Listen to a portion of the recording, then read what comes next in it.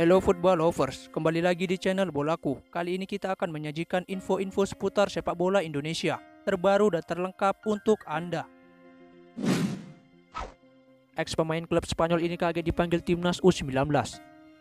Seperti diketahui, Shukran Arabia Samuel baru saja mendapatkan kesempatan berharga setelah mendapat panggilan ke timnas U19 Indonesia, asuhan Sintayong.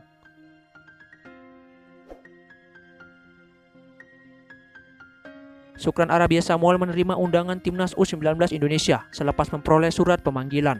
Dengan mendatangkan Shukran Arabia Samuel, menambah daftar gebrakan Sintayong di timnas U19 Indonesia.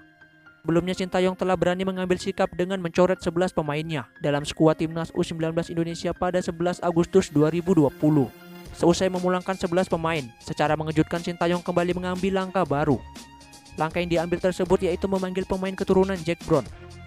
Jack Brown pun telah mulai ikut bergabung latihan dengan timnas U19 Indonesia sejak 13 Agustus 2020.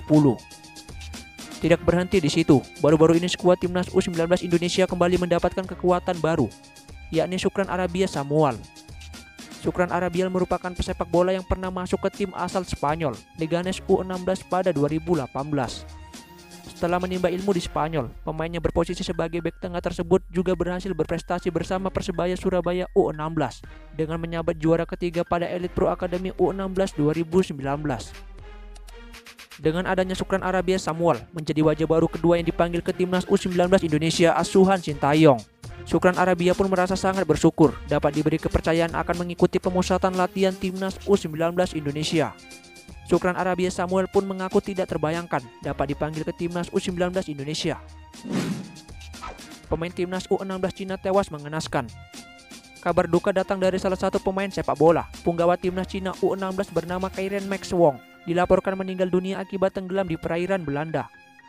Insiden tersebut dilaporkan terjadi pada Rabu 12 Agustus 2020 saat Max Wong berenang di laut utara dekat kota Den Haag, Belanda. Namun mayat pemain berusia 15 tahun itu baru ditemukan 2 hari berselang. Max Wong yang kini bermain di ADO Den Haag U16. Awal mula kejadian ia sedang berenang bersama 2 temannya. Namun naas, ia terseret ombak dan tubuhnya menghilang seketika. Sedangkan teman-temannya selamat. Daerah tempat Max Wong dan teman-temannya berenang terkenal dengan ombak yang kuat dan arus yang berbahaya. Ia adalah satu dari 5 orang tenggelam di pantai Belanda selama 2 minggu terakhir. Kabar tersebut tentu menjadi duka yang mendalam buat ADO Den Haag. Lebih lagi Max Wong kini sedang naik daun berkat penampilan apiknya di jantung pertahanan. Lewat pernyataan resminya di media sosial, ADO Den Haag berdoa agar Max Wong beristirahat dengan damai. Semasa hidupnya ia juga dikenal sebagai pribadi yang baik dan pekerja keras. Sebagai informasi, Max Wong sukses menembus tim U16 ADO Den Haag pada 2017. Kairen Max Wong sendiri baru pindah dari Cina ke Belanda selama 5,5 tahun. Ia ikut bersama kedua orang tuanya yang bekerja. Awal tahun ini Max Wong sejatinya dipanggil untuk bergabung dengan pemusatan latihan timnas Cina U16, tapi tidak bisa karena wabah virus corona. Ia dipersiapkan untuk membela negaranya tampil di ajang Piala Asia U16 yang satu grup dengan timnas U16 Indonesia. PSSI tak perlu takut nama besar Cina. Ketua Umum PSSI, Muhammad Iriawan, terus memantau secara langsung persiapan timnas Indonesia U16. Bahkan dia berharap skuad asuhan Bima Sakti ini memiliki mental baja dan tidak gentar dengan nama besar calon lawannya nanti. Timnas Indonesia U16 memang tengah menggelar pemusatan latihan, bertempat di Stadion Patriot Candrabaga, Kota Bekasi. Skuad Garuda Muda melakukan persiapan untuk tampil di Piala Asia U16 2020 di Bahrain November mendatang.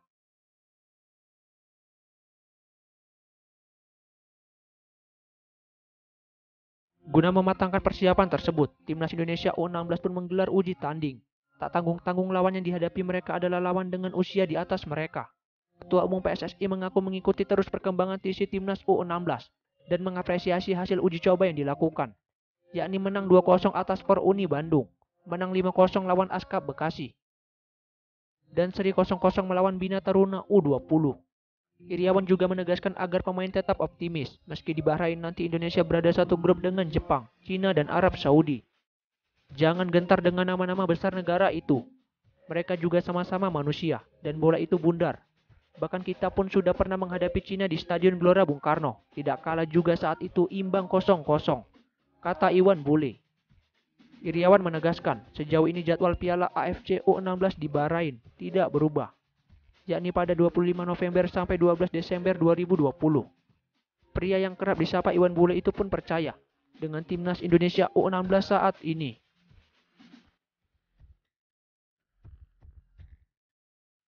PSSI sangat bangga sebab timnas U16 satu-satunya negara Asia Tenggara di Piala AFC U16. 4 tim terbaik di turnamen ini akan lolos ke putaran final Piala Dunia U17 di Peru 2021.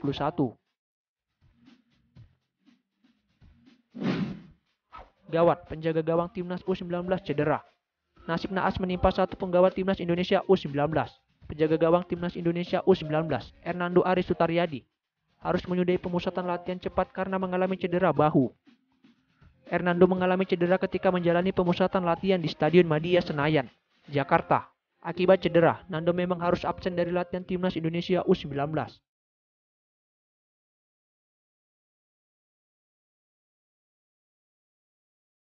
Kabar mengenai cederanya Nando pun dibenarkan oleh asisten pelatih timnas Indonesia U19, Nova Arianto.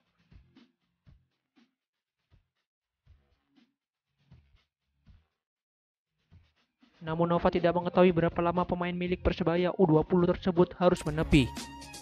Timnas Indonesia U19 memang masih berada di Jakarta untuk mengikuti latihan. Namun mereka memang mendapat libur dari Sintayong selama 4 hari. Skuad Garuda Muda baru akan kembali berlatih pada Kamis 20 Agustus 2020 mendatang. Timnas Indonesia U19 disiapkan untuk ajang Piala Asia U19. Di Piala Asia U19 2020, Timnas Indonesia U19 berada di grup A bersama tuan rumah Uzbekistan, Kamboja, dan Iran.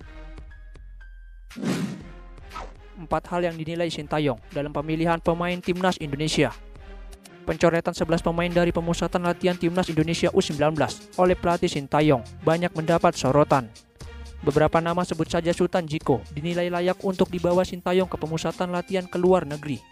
Namun pemain Garuda Select itu justru dipinggirkan.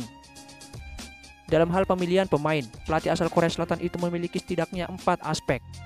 Tak hanya skill, melainkan juga sikap para pemain. Hal ini diutarakan oleh asisten pelatih Nova Arianto. Dalam memilih dan mencoret pemain, ada 4 elemen yang digunakan coach Sintayong. Dalam memilih pemain, ada skill, fisik, mental, dan disiplin. Jadi kalau tidak terpilih, berarti mereka ada kurang di salah satu aspek tersebut, kata Nova Arianto.